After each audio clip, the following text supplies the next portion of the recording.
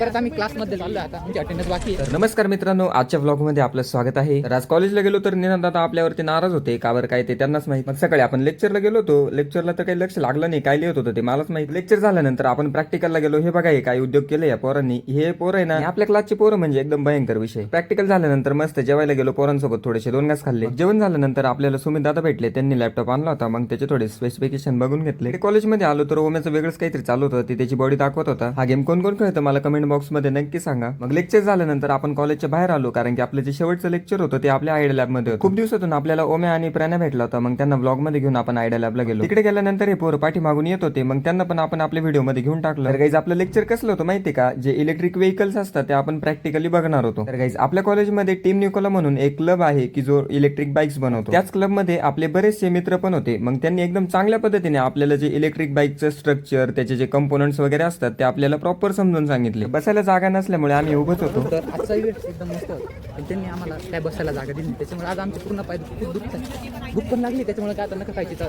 झालंय चालू. आता परत आम्ही क्लासमध्ये चाललो आता आमची अटेंडन्स बाकी आहे. चल बघू पुढे काय होतं. मग लेक्चर झाल्यानंतर क्लासमध्ये गेलो, अटेंडन्स लावली. मग आपण आपल्या रूमवरती परत आलो. तर भेटूया पुढच्या व्लॉग मध्ये. तोपर्यंत बाय बाय.